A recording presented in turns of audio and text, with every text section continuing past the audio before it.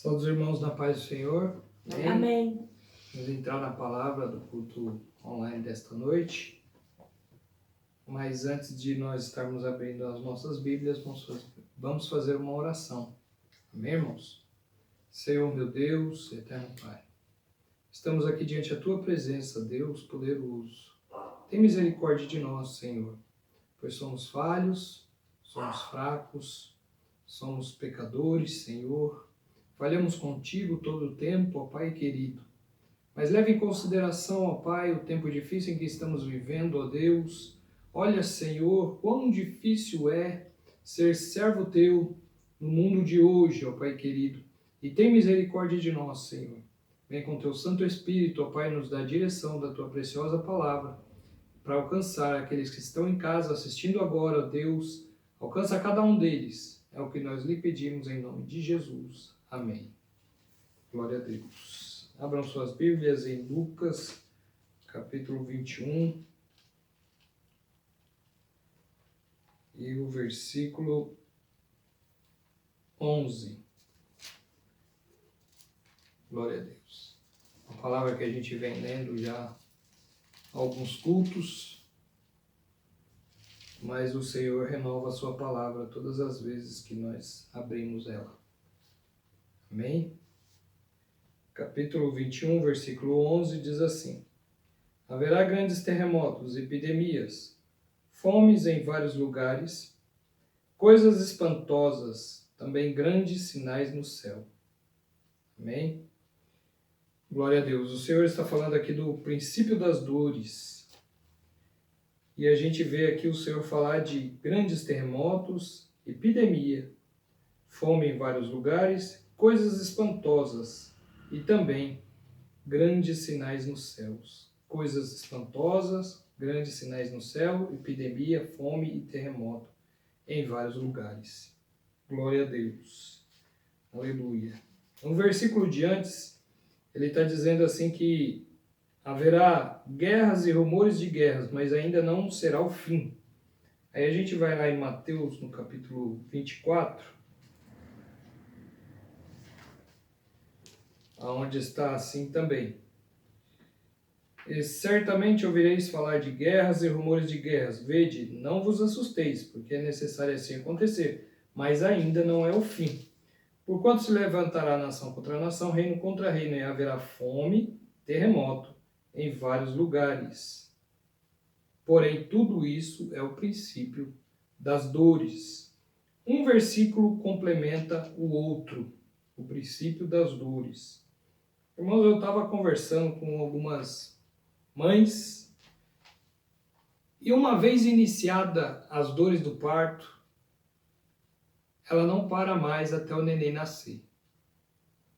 Mesmo que haja algum caso ou outro raro que acontece aí de iniciar-se a dor do parto e parar a dor, mesmo assim o nascimento logo vem. Não tem como iniciar a dor do parto e não haver o nascimento. Se começou as dores do parto, logo haverá o nascimento da criança.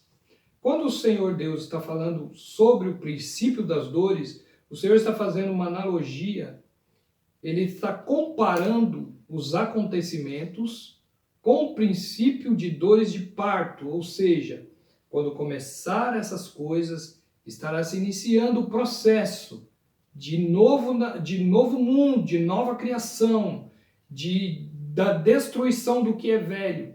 Então será um novo nascimento, vamos dizer assim. Está se iniciando o trabalho de parto do novo céu, da nova terra, de tudo quanto o Senhor tem prometido ali em Apocalipse.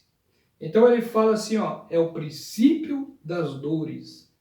Uma vez iniciadas as dores, logo se completa e há um novo nascimento, há uma nova vida. Então, irmãos, se o Senhor está falando que havendo epidemias, havendo terremotos, havendo fome em vários lugares, se inicia o princípio das dores. Ele é bem claro nas palavras anteriores que havendo rumores de guerras, nações contra as nações, não vos assusteis, porque ainda não é o fim. Mas quando vier epidemias, terremotos, fome em vários lugares, coisas espantosas, coisas que a gente vai olhar e não vai acreditar. É o princípio das dores. Todos concordam que tudo que tem acontecido aí, essa pandemia, é um sinal claro e escatológico do princípio das dores. É o princípio das dores, irmãos. Não tem para onde correr. E o que eu venho dizer nesta noite é o seguinte: todas as vezes que o Senhor traz uma grande destruição sobre o seu povo, sobre a sua igreja, o Senhor, ele cobra a mudança, ele cobra a transformação, ele cobra uma volta ao caminho, uma renovação dos votos, uma renovação da fidelidade a Deus.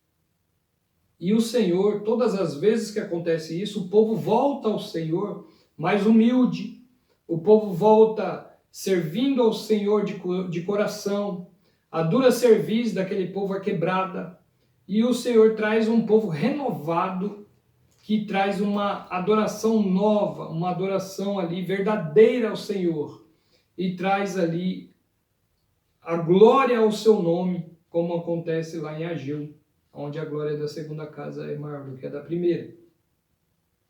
Então, irmãos, eu digo o seguinte: nós estamos vivendo esse tempo tão difícil, e bem sabemos que muitos hão de apostatar da fé, por conta de não haver culto, por conta de estar muito tempo sem ir para a igreja, por conta, às vezes, da dificuldade que está passando, por conta de julgar que Deus não responde a sua oração e apostatam, se tornam apóstatas da fé, abandonam a fé.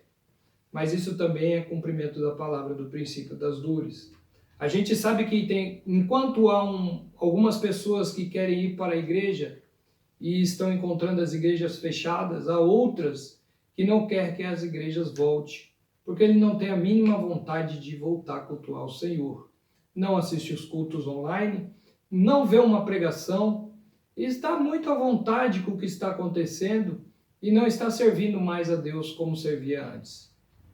Muitos estão até se sentindo até livres, libertos da sua responsabilidade com Deus e estão vivendo a sua vida de qualquer maneira. Mas a palavra de Deus diz que no princípio das dores, a iniquidade, por causa da apostasia, aumentaria a iniquidade aumentando, o amor de muitos se esfriaria. Por se multiplicar a iniquidade, o amor de muitos se esfriará. Então, irmãos, vai acontecer da iniquidade no mundo aumentar mais ainda. E dessas pessoas que muitos iam na igreja e deixaram de ir, ou deixarão de ir quando voltar, não vão, né? E vai ter vários tipos de desculpa para não ir, algumas até fundadas por causa das novas leis que estão sendo impostas para a abertura da igreja. Então essas pessoas não irão, entrarão num estado de iniquidade dentro do seu pecado, não abrindo mão das coisas deste mundo. Consequentemente, o seu amor esfriará. E a palavra de Deus diz que o amor se esfriará de quase todos. De quase todos. Então sobrará muito poucos servos do Senhor verdadeiros, santos e fiéis à sua palavra. E o que eu quero dizer nesta noite é trazer mais um alerta para os irmãos. Irmãos, se o Senhor, quando traz a destruição, a guerra, a doença sobre o seu povo, ele cobra mudança. E como a gente vê, todos os casos que aconteceram na Bíblia, todas as vezes que o povo de Israel se desviou do caminho e o Senhor trouxe castigo, eles voltaram para o caminho, eles se converteram novamente, se arrependeram dos seus pecados e houve mudança dentre o povo. Dessa vez também não é diferente, irmãos. Dessa vez não é diferente. O Senhor, ele quer a mudança, ele quer a transformação, ele quer um povo renovado, um povo fiel, que adora espírito e verdade. Então, irmãos, eu venho nesta noite dizer a você o que precisa ser mudado na sua vida que você não mudou ainda. O que precisa fazer para você ser um verdadeiro adorador do Senhor. Medite nesta palavra. Perceba que nós estamos no princípio das dores. Não se engane, irmão. Não se engane.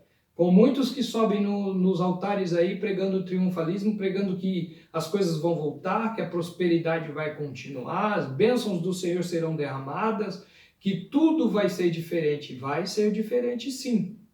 Não vai ser como era antes. Mas uma coisa eu digo com toda certeza, que aquele que prega triunfalismo, vitória daqui para frente, irmãos, é mentiroso.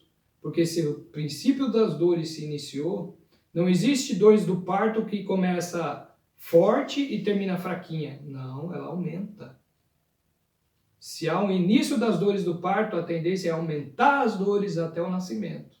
Então, irmãos, aquele que pensa que não verá coisas espantosas, não haverá fome em vários lugares, não verá coisas ainda piores do que essa, situações muito mais difíceis ainda a serem enfrentadas do que essa, está se enganando. Porque virão coisas muito mais terríveis ainda do que isso que está acontecendo. É a palavra de Deus que diz isso.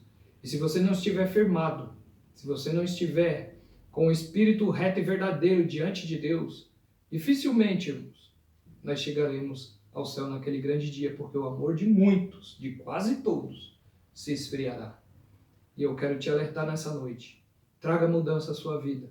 Medite no que você tem feito, em como você tem agido, em como você tem tratado a palavra de Deus, a igreja do Senhor, o corpo de Cristo, como você tem tratado o nome santo do Senhor, como você tem agido com Ele e o que você tem feito e o que é necessário para mudar, para ser diferente, para ser salvo.